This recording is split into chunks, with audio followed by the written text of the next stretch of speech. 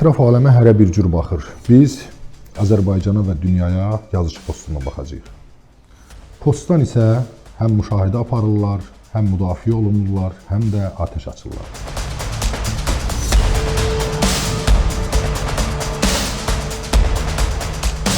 İran İsrailə daha çox raket atıb, nəinki İsrail İrana. Onun ən böyük günahı Azərbaycanda doğulmasıdır. Doğrudan da mən belə düşünürəm. Bir ki, gedib İqbal həkimin qəbulunda böyük bir növbə yaradırlar. Orta əsr cəhaləti var. Yəni, bu qaranlıqdan insan doğrudan da qorxur. Bəli, Azərbaycanda TikTokerlər və TikTok istifadəçiləri artıq ciddi bir problem səviyyəsindədir. Səməd Vurğuna istedadı Tanrı vermişdi, onda ilahi istedad var idi. Tanrının verdiyini bəndə üçün sərf elədi, özdə şeytani yol tutan Stalin kimi bir despot üçün sərf elədi.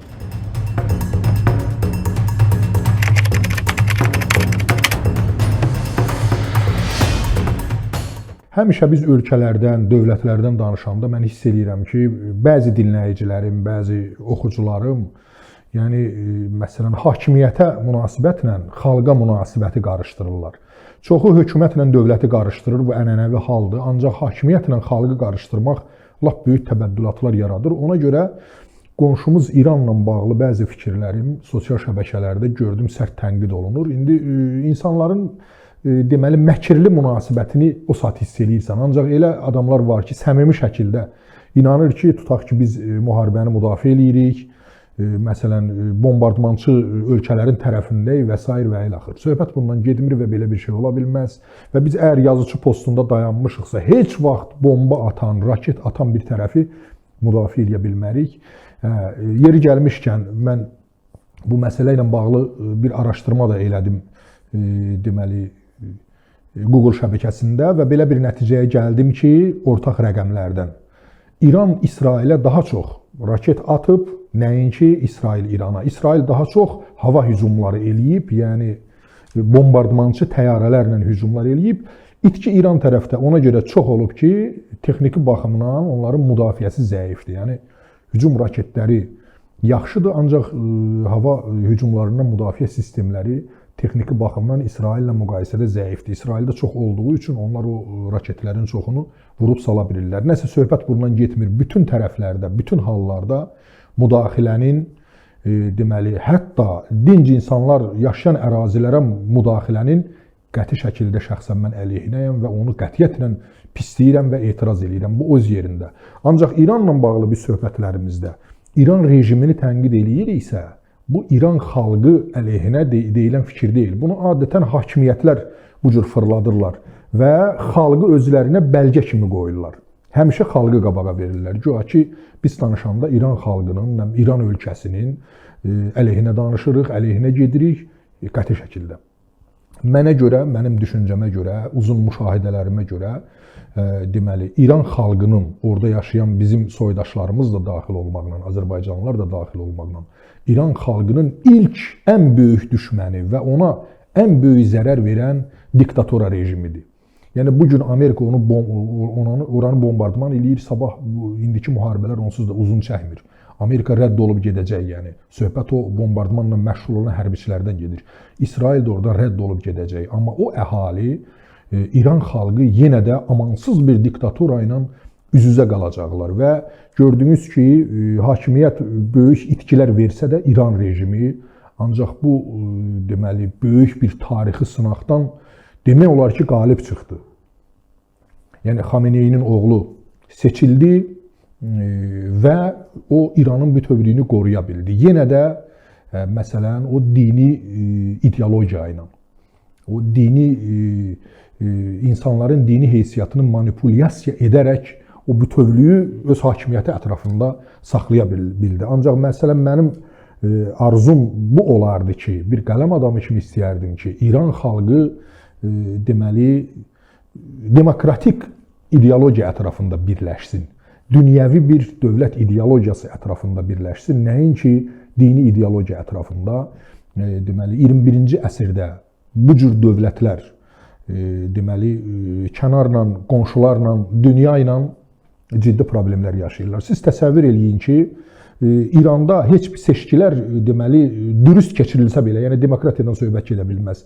Yəni dürüst keçirilsə belə, müəyyən dairələrdə keçirilir o seçkilər. Yəni müəyyən dairələrin nəzarəti altında namizədlər birbaşa təsdiqlənməlidir. Yəni xalq öz namizədini heç vaxt verə bilməz. Bu da dolayısıyla yəni xalqın seçim imkanlarını əlindən almaqdır. Hətta o seçkilər dürüst seçilsə belə, İran xalqı heç vaxt hakimiyyətdə öz iradəsi ilə təmsil oluna bilməz.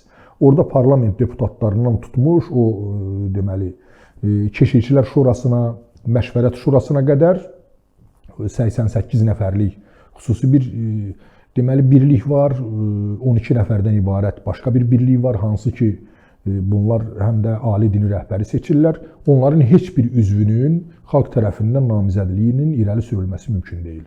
Bu da o deməkdir ki, İran xalqı hakimiyyətdə öz iradəsi ilə təmsil olunmur və ali liderdə ömürlük seçilir. Yəni tamam bir orta əsr dəyərlərinə uyğun sanki göylər pıçıldayır, bir peyğəmbər gəlir, bir imam gəlir və insanlar buna tapınmalıdır, onun müqəddəsliyini qəbul etməlidir. 21-ci əsrdə və süni intellekt dövründə təsəvvür eləyin belə bir vəziyyətdə və bunların əsas silahlı qüvvələri ki, o birbaşa ali ruhani hakimiyyətə, birbaşa ali ruhani hakimə tabedir, Xameneiyə tabe olan Sepahı bir neçə qabaqcıl dünya ölkəsi ilə yanaşı Avropa Birliyi də terrorçu təşkilat kimi tanıyır. Siz təsəvvür edin, o İranın öz ordusu bir kənarda, amma onun birbaşa ali ruhani hakimiyyəti qoruyan və ali ruhani rəhbərə tabe olan deməli silahlı qüvvələri Avropa Birliyi terrorçu kimi tanıyır. Yəni məsələ burdan deməli başlayır əyilməyə. Ən problemin kökünü biz burada axtarmalıyıq. Yəni İranın bir dövlət kimi strukturu dünyəvi deyil və dünyəvi prinsiplərin əleyhinədir. Əsas ziddiyyət buradan yaranır və İrana öz mənafeləri üçün müdaxilə eləmək istəyən şeytanların əlinə əsas verir. Mən bu şeytanlar sözünü xüsusilə işlədirəm ki, mənim çıxışımın hansısa ölçü hesablandığını düşünməsinlər. Hətta bu cür insanlar o qədər şübhələnirlər ki, Türkiyədə artıq bu bir yumor mövzusudur. Nə olur deyirlər, arxasında Mossad var, Amerika var. Komplo teoriyaları uydururlar, konspirologiya uydururlar. Nə olur olsun hamını deməli agent olmaqda, cəsus olmaqda günahlandırırlar. Eyni zamanda mənimlə də bağlı belə fikirlər səsləndi və bunun kökündə də məlumatsızlıq dayanır ki, Azərbaycanın bir qələm adamı indən belə hansısa bir xarici qüvvələrə niyə işləməlidir? Bir ədəbiyyat adamı, onun başı xarabdır. Yəni biz İran rejimi haqqında danışırıq, İran xalqına və bizim soydaşlarımıza zülm eləyən, eyni zamanda qonşu kimi bizi təhdid altında saxlayan bir rejimdən danışırıq və orada dünyəvi bir ölkənin qurulmasını arzuluyuruq ki, bizim üçün də həyat rahat olsun, Türkiyə üçün də rahat olsun. Budur, 3-cü raket də ora atıldı və NATO qüvvələri onu zərərsizləşdirdi yenə də. Yəni söhbət bundan gedir, yəni məsələlərə bir balaca ayıq yanaşmaq lazımdır.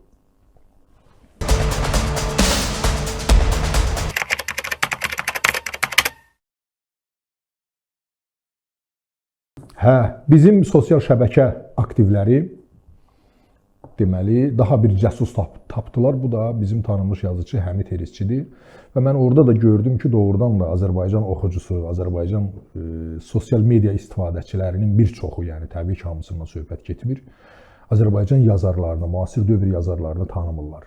Həmid Erisçini xüsusilə tanımırlar. Yəni Həmid bu mənada bir dəfə onun haqqında yazmışdım ki, onun ən böyük günahı Azərbaycanda doğulmasıdır. Doğrudan da mən belə düşünürəm. Bu cür yəni intellektual və istedadlı bir insan hansısa normal bir ölkədə, yəni müsəlman olmayan bir ölkədə, normal bir cəmiyyətdə doğulsaydı, indi bütün dünya onu tanıyırdı.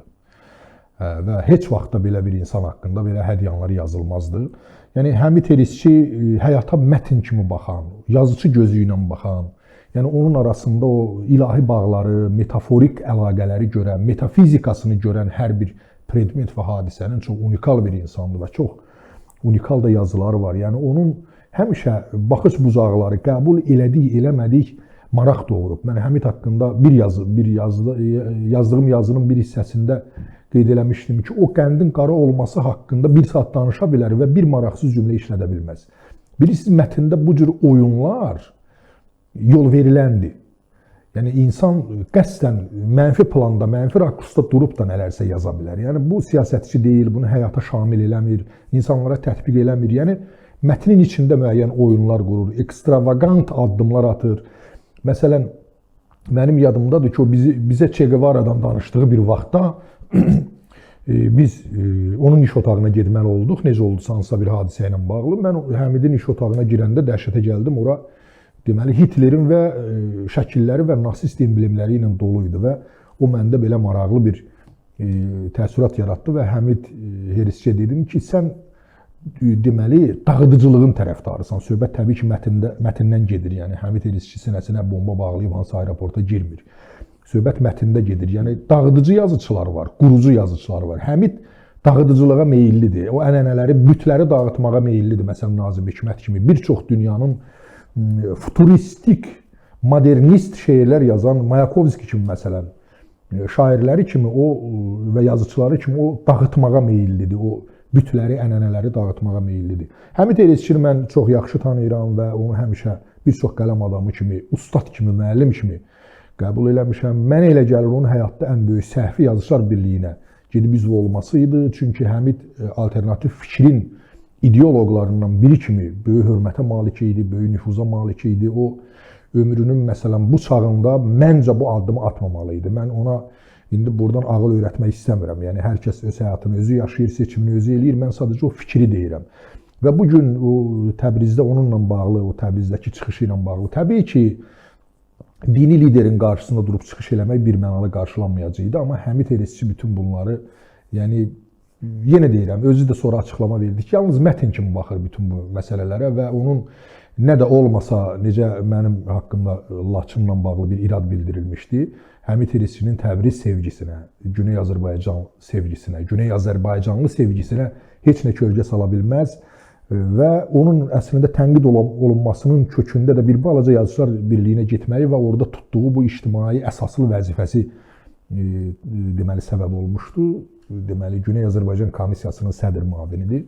Hətta bir yazı da mən oxudum ki, güya Azərbaycan Yazıçılar Birliyi Təbrizdən idarə olunur. Yəni bir komissiyanın sədr müavini güya Yazıçılar Birliyini idarə edir. Özdə 20 yaşlı bizim gənc şair Əli Çağla güya Həmid Herisçi ilə birləşib Təbrizdən Yazıçılar Birliyini idarə edir. Təbii ki, gülməli ittihamlardır və bu köhnə söz söhbətin davamı idi. Fürsətdən sui-istifadə eləməyə çalışırdılar. Və mən çox sevinirəm ki, Həmid tutarlı bir cavab verdi və ictimaiyyət də gördü ki, onun haqqında səslənən ittihamlar boş və mənasız söhbətlərdir və bu linç prosesi heç bir yerə aparıb çıxarda bilməz. Yəni yazarlarımızı yaxşı tanımalıyıq, yaxşı oxumalıyıq. Təəssüf ki, Həmidin nə fikirləri, nə də yazıları Azərbaycan cəmiyyətində lazımı qədər qiymətləndirilməyib. Bu Həmidin yox, ilk növbədə bizim problemimizdir.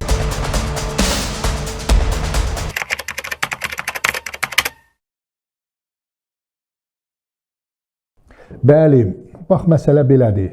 Həmid Herisçiləri tanımayanda, onun haqqında avantürist söhbətlər eləyəndə gəlib bu cür fırıldaqçılara aldanırsan. İqbal Soleyev, bu özbəklər də taciklərlə qonşudular deyə nəsə o səslərindən çox istifadə edirlər. Taciklər hətta Azərbaycanı Ozobojen deyir. Bütün o hərfləri ilə düzü mənə də çox maraqlı gəlir bu tələffüz. Yəni niyə məsələn A hərfi varsa niyə bu cür səsləndirirlər? Mənə qəribə gəlib. Bir taciklə Tehranda bir tədbirdə iştirak edirdim. Onun tələffüzündə də gördüm və mənə çox maraqlı gəldi. İndi İqbal da əslində bir İqbal adıdır da, fars dilindən gələn addır. Onu mən ilk görən kimi gördüm. Əssalamu aleyküm, Bismillahirrahmanirrahim dedi və inanınız ki, ilk yadıma düşən Şeyx Nəsrullah oldu. Yadınızdadır, o da yəni Qurandan, dindən gələn müəyyən o bəlağətli sözlərdən istifadə edərək cəmaatın başını piyləyirdi. Bunun bütün hərəkətləri, bütün davranışları tamamilə Şeyx Nəsrullahı xatırladırdı. Hətta adama tanımayan elə gələrdi ki, bir aktyordur Şeyx Nəsrullah. Müasir bir Şeyx Nəsrullah rolunu oynayır. Sadəcə bunun peşəsi ölü diriltmə yox, həkimdir, sağaltmaqdır. Əllə sağaltmaq peşəsidir bunu. Və sonra bir faktda mən çox sevindim ki, sosial şəbəkələr və bizim saytlar məhz Şeyx Nəsrullah kimi onu təqdim elədilər. Mən buna çox sevindim. Demək, Mirzə Cəlil bizə elə bir model verib ki, belə adamlar bizi axıracan allada bilmirlər. Və nəticədə gördünüz ki, həbs olundu, sonra da onu deportasiya elədilər, öz vətəninə yola saldılar, çıxıb getdi. Bütün bunlar nə ilə bağlıdır? Biz, məsələn, Mirzə Cəlili, Həmid Herisçini, ciddi qələm adamlarını axıracan oxumuruq. Yəni, hakimiyyətlə xalqın, hakimiyyətlə dövlətin arasındakı fərqi dəqiq bilmirik. Dünyəvi dövlətin əhəmiyyətini başa düşmürük. Dinin dövlətdən ayrılmasının nə qədər vacib olduğunu dərk eləmirik. və nəticədə gəlib bu cür cahil bir təbəqə yaranır ki, gedib İqbal həkimin qəbulunda böyük bir növbə yaradırlar və inanırlar ki, onun əlləri bu insanlara şəfa verəcək. Mən əldə hər hansı enerjinin olmasını istisna eləmirəm. Bu mümkündür, yəni insan enerjidən ibarətdir və o nəyəsə təsir eləyə bilir. Ancaq da bu səviyyədə yox. Mənim yadımdadır, elə bu günlərdə bir taksi ilə uzaq məsafəyə yol gedirdim. Gördüm, taksi sürücüsü kimlənsə telefonla danışır və bu bel yırtığının, yəni bildiyimiz fəqərə yırtığının, fəqərədəki o disk yırtığı deyirlər də, bunun müalicəsi ilə bağlı hansısa bir qohumuna, dostuna nəsihət verir ki, şimal rayonlarının birində hardasa belə bir həkim var, bir əl çəkməklə, yəni onurğa yırtığını müalicə eləyir və sağaldır. Mən özümü saxlaya bilmədim, yəni bu peşəmizdən irəli gələn bir, nə bilim, azarkeşlik deyək, bəlkə də xəstəlikdir, bilmirəm, yəni özümü saxlaya bilmədim. Dedim ki, qardaşım, sən ağıllı başlı bir insansan, mən baxıram, şuurun, düşüncən yerində, doğrudan mı inanırsan ki, kimsə fəqərə yırtığını əli ilə müalicə eləyə bilər? Sən dedim, o insanla zarafat eləyirsən, onu alladırsan, yoxsa ciddi özün buna inanırsan? Dedi, yox, şahidlər var, yəni gediblər, ağrıları kəsib. Dedim, mən başa düşürəm, müəyyən masaj eləyə bilər filan, orada sinir yerin dəyişə bilər, müəyyən dövr ərzində o ağrı kəsilə bilər. Bu yırtıq axı fiziki hadisədir. Hətta ona misal çəkdim ki, domino daşı elə bir sırayla yığmışsam, biri bir balaca kənara çıxıb. Onu qaytarıb yerinə salmaq lazımdır. O əllə mümkün olan bir məsələ deyil axı. Yəni, onurğa yırtığını əgər Azərbaycanda kimsə əllə müalicə eləyirsə, bütün bu neyrocərrahlar tökülərdi onun növbəsinə. Yəni, samalyotlarla, vertolyotlarla, təyyarələrlə bunun qəbuluna gələrdilər. İnsan necə bu qədər cahil ola bilər? Hər hansı bir nevroloji bir şeyi, məsələn, psixi bir narahatlığı, kimsə inanar, o psixi narahatlığı keçə bilər. Çıldağa aparırsan, insan ora inanır, əmin olur ki, o sağalacaq və psixoloji olaraq onda nəsə dəyişiklik, müsbət dəyişiklik baş verir. Yəni, bunları biz istisna eləmirik. Ancaq bir şey ki, fiziki hadisədir. Yəni, sən bu telefonu buradan götürüb konkret bura qoymalısan, bunun üçün cərrahi müdaxilə eləyirlər. Yəni, o yırtıq türklər fıtıq deyir. Onun müəyyən həcmi keçəndən sonra konkret ora müdaxilə lazımdır axı. Bıçaqla kəsib, yəni ora müdaxilə eləyirlər. Ya lazerlə müdaxilə eləyirlər. Yəni, sən bunu necə inana bilərsən ki, bunu sağaldırlar. Mən gördüm, bu adam inanıb. Və mən dəhşətə gəldim. Belə şeylər olanda həm də biraz qorxuram. İlahi, biz bu cür insanların çevrəsindəyik və bir an elə bir situasiya yarana bilər ki, sən bunlara heç nə izah edə bilməzsən. Yəni, bir insan özün müqəddəs elan edə bilib, bu adamları istədiyi istiqamətə apara bilər və heç bir Mirzə Cəlil, heç bir ədəbiyyat, heç bir maarifçilik, heç bir media onlara kömək eləyə bilməz ki, bizim ətrafımızda 21-ci əsrdə əlində smartfon olan orta əsr cahilləri var, orta əsr cəhaləti var. Yəni, bu qaranlıqdan insan doğrudan da qorxur. Və görürsən ki, o Mirzə Cəlili əhatə eləyən zülmət bugün də davam eləyir. Sadəcə faiz nisbəti biraz azalıb. Hətta bu zülməti qələm adamlarının arasında, oxucuların arasında, sosial şəbəkə istifadəçilərin arasında biz görürük və dönə-dönə xəyal qırıqlığına uğrayırıq. Təəssüflənirik.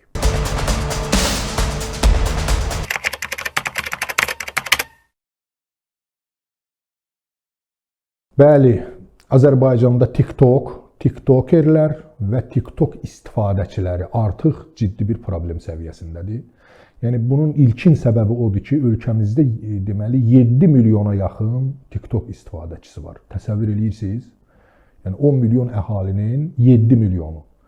Yəni, bu təxminən 18 yaşdan yuxarı olan insanların hamısı deməkdir. Yəni, əli ayağı yer tutan, ağlı kəsən hər kəs tiktok istifadəçisidir və bu böyük bir silah deməkdir. Və bu silah bizim cəmiyyətin, bizim ölkənin əleyhinə də çevrilə bilər, lehinə də çevrilə bilər. Ona görə də bu məsələyə nəzarət, dövlət nəzarətinin mən tərəfdarıyam. Ancaq bu kütləvi həbslərlə mi olmalıdır? Yəni, mən konkret kiminsə qanunsuz həbs olunmasından danışmıram. Bilmirəm, məlumatım yoxdur. Yəni, məhkəmələrində olmamışam, o sənədlərdən xəbərsizəm. Ancaq onu dəqiq bilirəm ki, bəli, hətta cinayət məsuliyyəti yaradan paylaşımlar var TikTokda. Məsələn, əxlaqsızlıq indi əxlaq yüngül anlayışdır. İndi mən buna qayıdacam. Yəni, konkret seks işçisi kimi xidmət eləmək təklifləri orada olunur, ekrandan nömrələr qoyulur konkret falan. Bu cür, yəni, belə deyək, fahişəliyin açıq təbliği gedir orada, açıq reklamı gedir. Yəni, bu mənada ciddi məsuliyyət yaradır, mən bunu dana bilmərəm. Ancaq eyni zamanda, məsələn, mən bir balaca araşdırmaq üçün bir axtarış verdim internetdə. Həbs olunan TikToker sözünü yazdım. Xahiş edirəm siz də yazın və dəhşətə gəldim. Ekranı nə qədər qaldırdımsa, o qədər xəbərlər davam eləyirdi. Yəni onlarla, bəlkə yüzlərlə bu cür xəbər var idi. Yəni biz bu insanları ucdan tutma, xalq dilində belə deyilir də, ucdan tutma tutub həbsə doldurmalıyıq. Yəni bunun məncə tənzimləməyin indi bildiyim qədər Daxili İşlər Nazirliyində müvafiq bir şöbə də yaradılıb. Ümid eləyirəm onların işi bu məsələdə faydalı olar. Yəni biz şəxsən mən həbs olunma xəbərlərini eşitdikcə narahat oluram. Yəni biz məsələni bir balaca daha çox konkretləşdirməliyik. Konkret məsələlərin üzərinə getməliyik. Məsələn, əxlaq çox mübahisəli bir anlayışdır.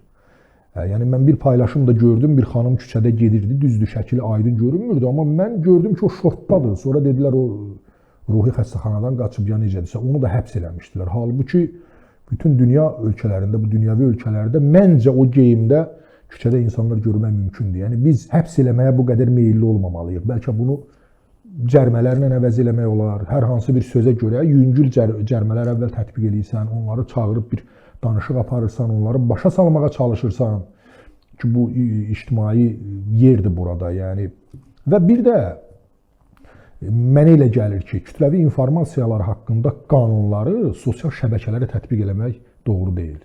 Yəni bununla bağlı ayrıca bir qanun müzakirə olunmalıdır. Çünki bunlar bir balaca da nə qədər sosial şəbəkə olsa da bir balaca da şəxsi profildir. Yəni o öz dostları üçün onu göstərir. Onu izləməyə alanlar üçün göstərir. Yəni məncə bu məsələlər bir balaca tənzimlənməyib. Bu qanunla tənzimlənməlidir və mümkün qədər həbslərin biz qarşısını almalıyıq. Ümumilikdə mən bir qələm adamı kimi Azərbaycan mətbuatında gedən bu qədər həbs edildi sözlərinin əleyhinəyəm.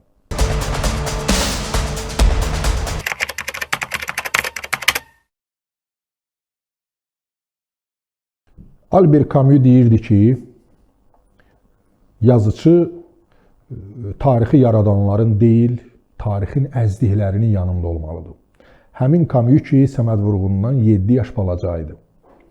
Və ona görə də Camus ədəbiyyata bu cür yanaşdığına görə onun bütün əsərləri zamanın sınağından çox uğurla keçir. Ancaq Səməd Vurğun burada xeyli öz həmyaşıdına, öz müasirinə uduzur. Yəni səbəb nədir? Səməd Vurğun nə vaxt ki, tarixin əzdiklərinin yanında olub, çox unikal nümunələr yaradıb. Nə vaxt ki, tarixi yaradanların və Camus'un fikrini inkişaf elətdirsək, deməli, əzənlərin yanında dayanıb, onda həmişə konjunkturaya gedib, konjunkturaya xidmət eləyib və həmin əsərləri bugün zamanın sınağından yalnız dil baxımından keçə bilir.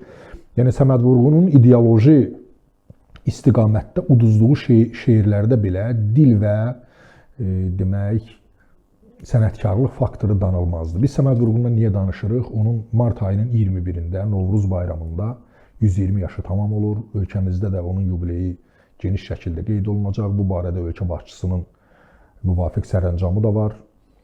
Ümid edirəm maraqlı tədbirlər keçiriləcək və mən bu cür tarixi şəxsiyyətlərə obyektiv qiymət verməyin tərəfdarıyam. Ancaq Səməd Vurğun bu xalqın həssas bir nöqtəsidir.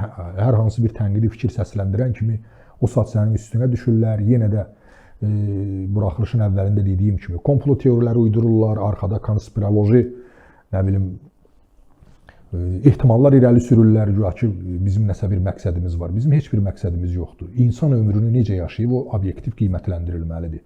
Səməd Vurğun Azərbaycan şeirinin, Azərbaycan ədəbiyyatının çox parlaq nümayəndələrindən biri.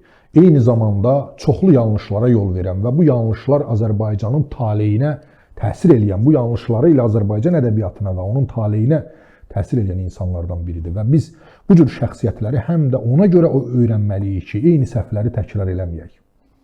Yəni, obyektiv qiymət, bilirsiniz, bizdə ya ağ baxırlar, ya qara baxırlar. İnsanları ziddiyyətli şəkildə qiymətləndirməyin tərəfdarı deyil bizim insanlar. Mütləq şəkildə ya ideallaşdırmalıdırlar, ya yerə vurmalıdırlar.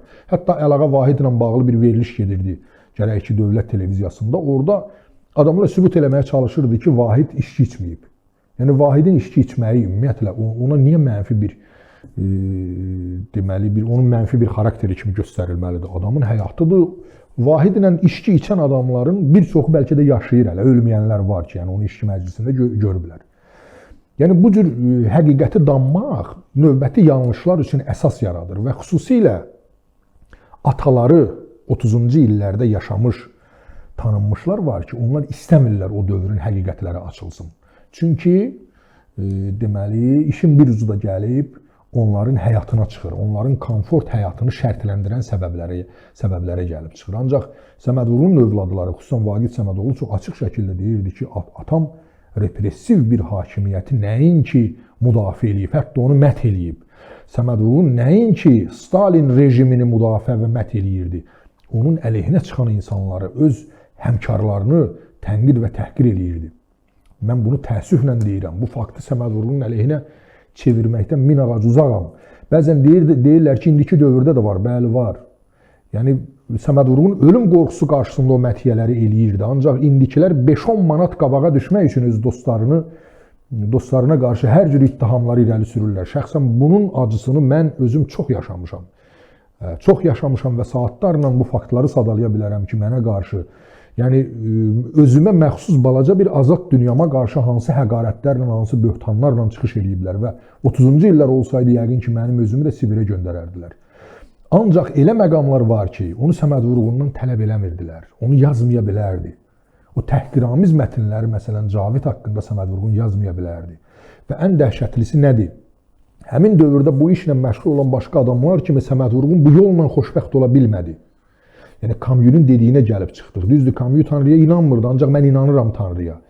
Və əminəm ki, Səməd Vurğuna istedadı Tanrı vermişdi, onda ilahi istedad var idi. Səməd Vurğun o məqamda ki, Tanrının verdiyini bəndənin verdiyinə dəyişdi, Tanrının verdiyini bəndə üçün sərf elədi, özdə şeytani yol tutan Stalin kimi bir despot üçün sərf elədi.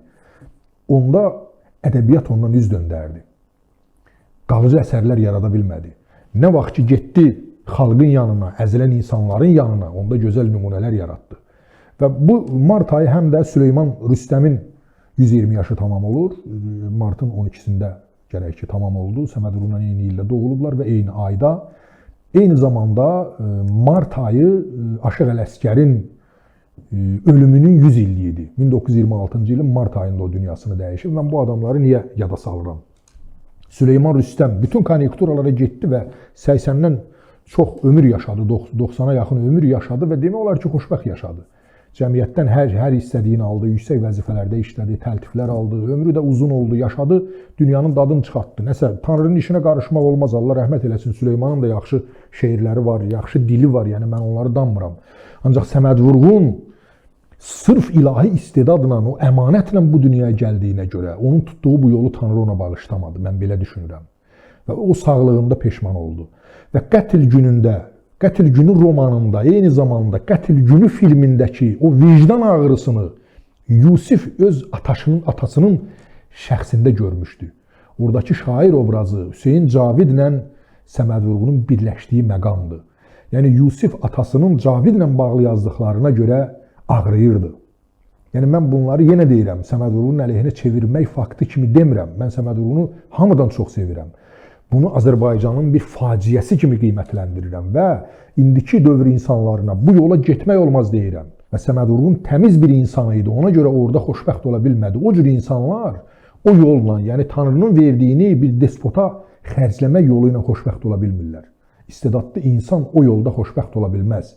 Süleyman Rüstəm müəyyən qədər istedadı olan insanlar ola bilərlər. Yəni daha çox konjunkturaya uyğunlaşdı, məmur kimi işlədi, yəni bir məmurluğunu həmişə saxladı. Bilirsiniz, Sovet dövründə o tanınmış şairlərin, yazıçıların çoxu həm də bir məmur tipi idi. Onlar nazir işləyirdilər, Ali Sovetin sədri olurdular. Yəni onlarda bir inzibati bir məsuliyyət var idi, azadlıq yox idi. Ədəbiyyatımızın böyük problemlərindən biri də budur. Və Səməd Vurğun haqqında düşünəndə mən həmişə təəssüflənirəm ki, kaş o dəbdəbədən, o təntənədən, o parıltıdan imtina eləyib rahat bir cəmiyyətdə yaşamaq seçimi olaydı Səməd Vurğunun. Məsələn, kaş indiki dövrdə yaşayaydı, görəsən necə olardı? Səməd Vurğun nələr yaradardı? Onun, məsələn, Zamanın Bayraqdarı şeiri çap olunan vaxtı Mircəfər Bağırova məlumat veriblər ki, belə bir nümunə gedir Səməd Vurğunun poeması deyib, təcili gətirin onu mənim yanıma. Səməd Vurğunu da götürüb aparırlar Bağırovun yanına və o boyda poemanı Bağırov gecə Səməd Vurğunu oxutdurur. Poemanı başdan ayağa oxuyandan sonra deyir ki, sən Zamanın Bayraqdarı yazmısan, burada Leninin adı yoxdur. Sən Zamanın Bayraqdarı deyəndə kimi nəzərdə tutursan? Get Lenini ora əlavə elə. Təsəvvür eləyin, belə ədəbiyyat yaratmaq olar. Belə neyə bilərsən? Yəni, bunu düşünəndə elə fikirləşirsən ki, Səməd Vurğun çox böyük adam imiş ki, o boyda irs qoyub gedə bilib. Ancaq bütün hallarda onun da yanlışları var idi və biz bu yanlışlardan qorxmamalıyıq. Səməd Vurğunun oğlu bundan qorxmadı. Yəni, papadan artıq xristiyan olmaq lazım deyil. Yalancı sevgi lazım deyil. Özümüzü aldatmamalıyıq. Və çıxışımın əvvəlindəki İran rejimi ilə bağlı danışdığımla bunun arasında ciddi fərqi yoxdur. İkisi də cahillik əlamətidir və yaxud cahilliyə doğru aparır. Yəni, özləri hər şeyi oxuyurlar, hər şeyi bilirlər. Sənə deyirlər, sən bunu bilmə, səni yönətmək üçün onu deyirlər. Halbuki, o Etibar Məmmədovun vaxtı ilə məşhur bir sözü vardı. Demokratiyadır, biz bildiyimizi xalq da bilməlidir. Qoy insanlar bilsinlər. Azərbaycan xalqı onsuz da Səməd Vurğunu bağışlayacaq. Çünki onun müsbət tərəfləri, elədiyi xidmətlər yanlışlarından qat-qat çoxdur. Ancaq o yanlışları biz görməliyik ki, təkrar eləməyək. Onu nümunə kimi göstərək ki, biz bu addımları atmamalıyıq. Mən Səməd Vurğuna Tanrıdan rəhmət diləyirəm və ruhu şad olsun deyirəm. Onun irsini ən azı dil və sənətkarlıq baxımından dönə-dönə oxumağın tərəfdarıyam. Çox sağ olun, hamınıza minnətdarlığımı bildirirəm.